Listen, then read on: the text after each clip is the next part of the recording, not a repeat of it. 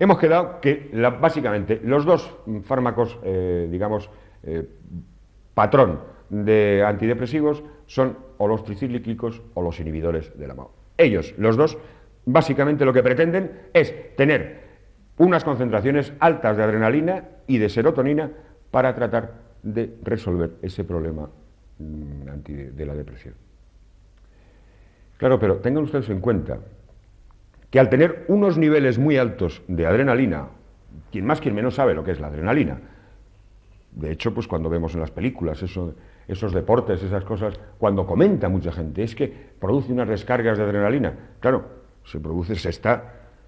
Entonces, básicamente es lo que pretende el fármaco. Pero tenemos que tener en cuenta que, como además vemos que el origen, la patogenia, el origen del problema de la depresión, no se sabe. Es multifactorial. No se sabe exactamente dónde está, puesto que unos tienen el brazo corto, otros tienen el brazo largo, otros tienen la hormona del crecimiento baja, otros... Básicamente no se sabe. Entonces, bueno, claro, estas drogas no actúan en un solo sitio en concreto, en una sola zona de nuestro sistema neurológico.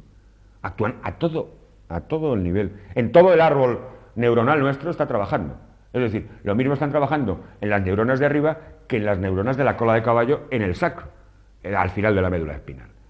Funciona a todos los niveles. Y eso repercute en todo el territorio inervado por cada una de las metámeras, por cada una de las zonas nerviosas que tienen bajo su responsabilidad el control del simpático, el parasimpático y de todas y cada una de las vísceras y todas y cada una de nuestras funciones fisiológicas.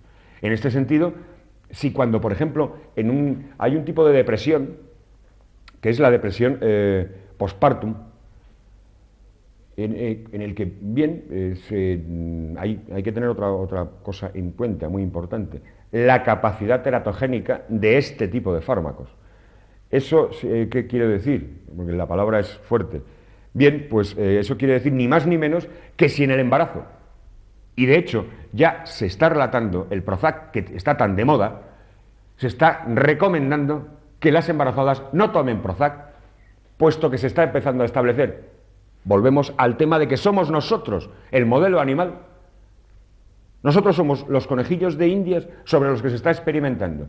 Y es ahora, una vez que ya se ha estado recetando, una vez que ya se ha estado dando el Prozac, cuando se está empezando a hilar, cuando se está empezando a juntar y a establecer la relación directa que ha habido entre señoras embarazadas que han estado tomando el Prozac y alteraciones a nivel del feto, a nivel del hijo, con problemas de malformaciones y de problemas congénitos. Recuerden cuando hablábamos que la historia de la farmacología se divide en dos partes, ya desde la misma farmacología, el antes y el después de la talidomida que supuso aquella gran epidemia de niños con problemas de focomelia. Recuerden aquello que era que los miembros se insertaban directamente en el tronco y no tenían brazo ni antebrazo, ni pierna, ni muslo. Pues bien, y es hasta que una vez se establece la relación, alguien después de 5 o 6 años estableció la relación entre las señoras embarazadas que habían tomado aquello y esto. Pues en este caso estamos hablando un poco de lo mismo. En el Prozac ya se está estableciendo la relación y, bueno, la compañía farmacéutica en cuestión pretende salvarse en el sentido de que ya, de una manera muy suave, está recomendando que la señora embarazada no tome Prozac, al menos en el primer trimestre del embarazo, que es cuando, digamos, la posibilidad mayor de alteraciones, de mutaciones, de aberraciones esqueléticas o de aberraciones a nivel cerebral. Bien, en este sentido hay que tener mucho cuidado cuando nos están utilizando como animales. Insisto, porque además es lógico, ustedes pueden entender perfectamente. Porque, bueno, nosotros, el que tiene un perro, el que puede tener un perro puede ver si el perro está contento, feliz o alegre, tal y cual. Bueno, pero eso es muy relativo, porque un depresivo, si está en etapa de manía, está exultante de alegría y punto, y está depresivo. O, por otro lado, hay enfermos que tienen depresión y ellos mismos no lo saben.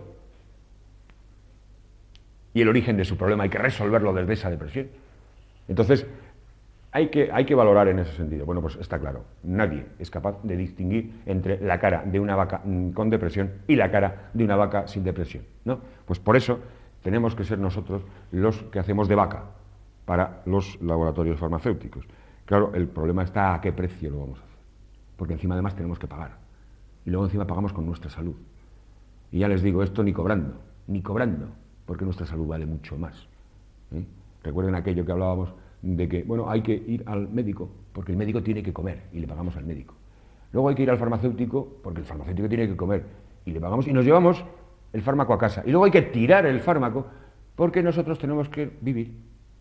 Es esa un poco la cadena, porque tal y como vamos viendo, te vas un poco, metiendo en materia y vas viendo los problemas que van pasando.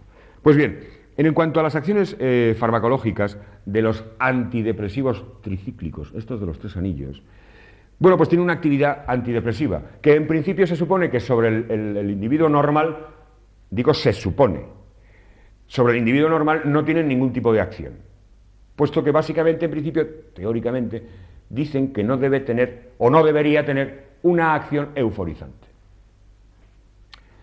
Es de cajón.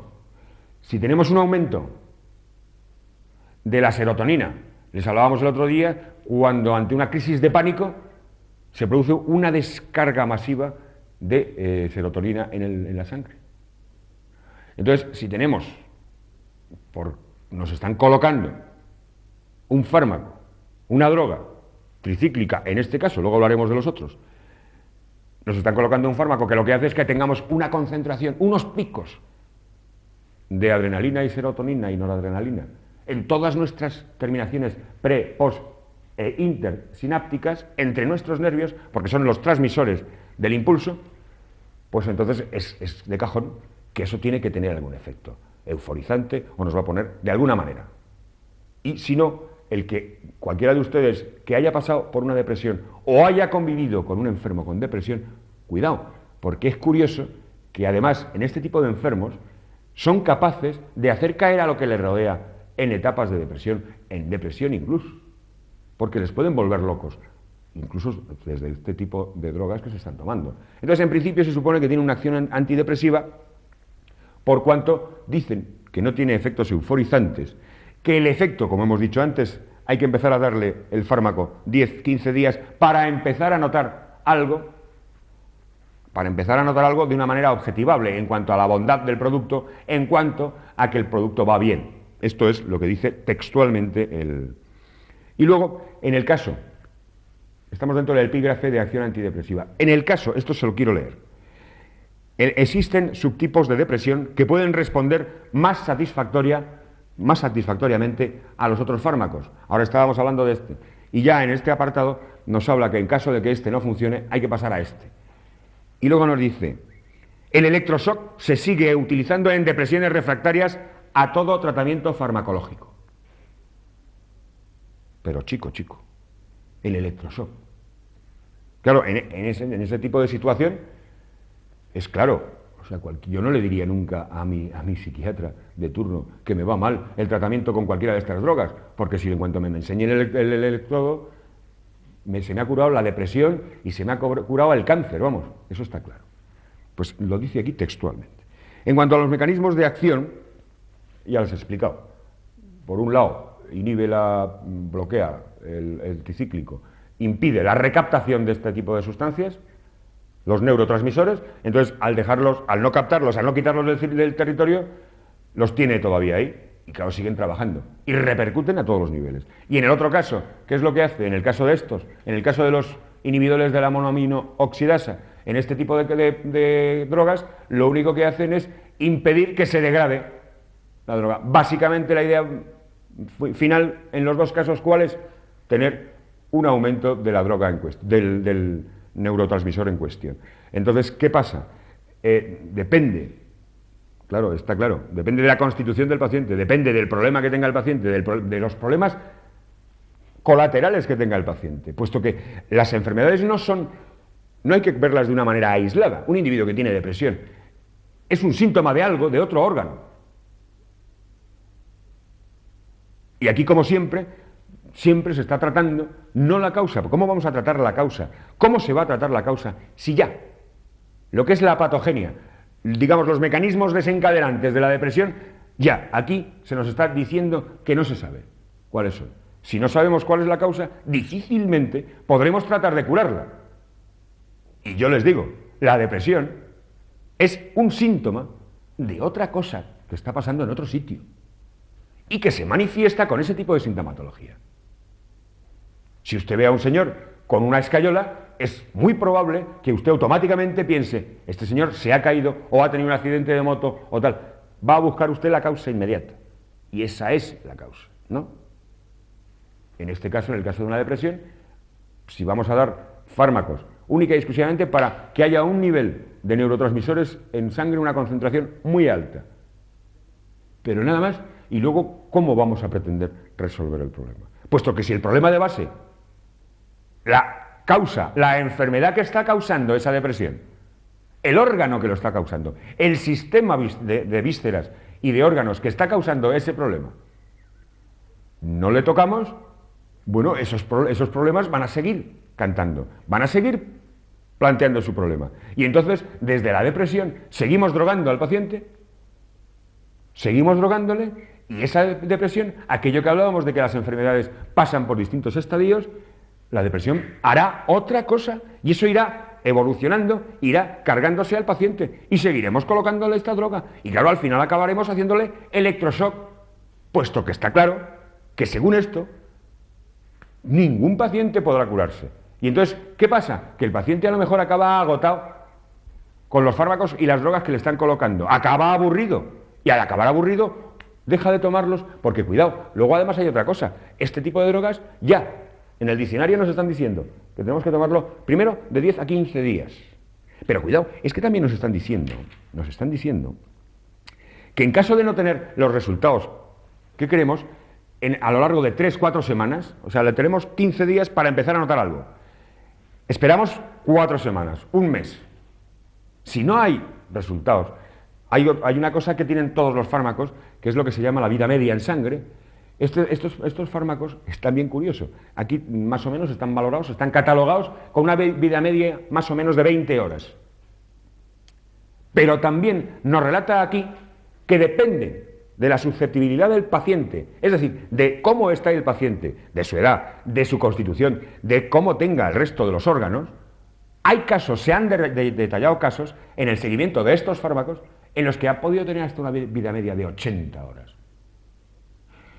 Claro, 80 horas una droga de estas que además no sabemos, porque la estamos probando. Somos nosotros el modelo animal.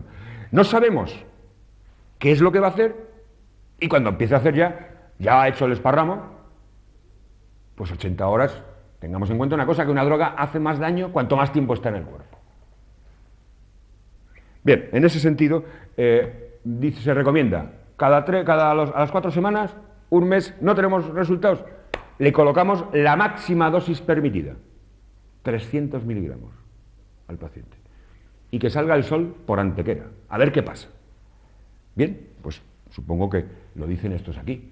Luego, bueno, cuidado, el que yo, médico, tenga los suficientes bemoles para prescribir esto a un paciente sabiendo todo esto, porque claro, en cuanto a los efectos indeseables, les quiero relatar, porque no es que me esté inventando nada, les quiero relatar exactamente, más quiero que lo lean, que vamos a leérselo, para que vean como que en cuanto a la intoxicación, la toxicidad cardiovascular se manifiesta con taquicardia sinusal. También puede ser supraventricular, extrasístoles, taquicardia y fibrilación ventricular, que eso es lo peor porque puede acabar con ruptura cardíaca. Y al final se puede producir muerte súbita. Muerte súbita. Pero esto en cuanto a la toxicidad cardiológica. En cuanto a la toxicidad neurológica, que es eso que les contaba antes, tenemos tan altos los neurotransmisores y con una vida media que en algunos casos puede llegar hasta 80 horas, la toxicidad neurológica, se lo voy a leer, la toxicidad neurológica se manifiesta por excitación, convulsiones, movimientos coreotetoideos, que son movimientos absolutamente incontrolados, depresión respiratoria y coma. Bien, ya tenemos 2 efectos indeseables. Pero cuidado, es que además tenemos los efectos indeseables, los efectos secundarios, que también son graves a nivel gastrointestinal, que se pueden manifestar en principio con sequedad de boca, toda la patología y toda la parafernalia con todo lo que eso conlleva. Porque además, a nivel intestinal, aquí en estos programas estamos viendo, les están dando mucha teoría en la que se ve cómo un intestino delgado alterado repercute en otros niveles y un intestino grueso repercute en muchísimos niveles. Y cuidado, porque además, si tenemos problemas gastrointestinales y estamos alterando nuestro intestino grueso, tengan ustedes en cuenta que hay tipos de depresión que sí se sabe desde hace 4000 años que tienen directamente que ver con el intestino grueso, con el pulmón, con el hígado y con el bazo. Y si estamos autoalimentando desde los efectos secundarios, desde los efectos indeseables, desde lo que no queremos, ya le estamos machacando al intestino grueso, ustedes no hay que ser ningún premio Nobel para deducir si tengo el problema este y me está cojeando y le estoy machacando más, difícilmente vamos a poder resolver.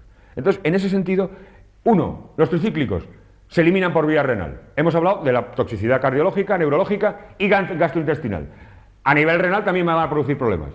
Estos. Y estos otros, los inhibidores de la... son hepatotóxicos por principio. Machacan el hígado. Si hemos quedado que hay relación entre la depresión, el hígado, el bazo, el pulmón. Si estamos machacando el hígado, estamos autoalimentando la depresión. Eso está ya escrito hace 4000 años. Pero bueno, seguiremos en el próximo programa metiéndonos más en materia sobre todo esto, porque la verdad es que somos esclavos del tiempo y no podemos, y luego alguna vez, pues claro, el jefe tiene que tirarnos de las orejas con mucha razón, por supuesto. Pues bien, seguiremos con esto, insisto, no se hagan ni permitan ser el modelo animal de ninguna empresa farmacéutica. Buenas tardes y hasta pronto.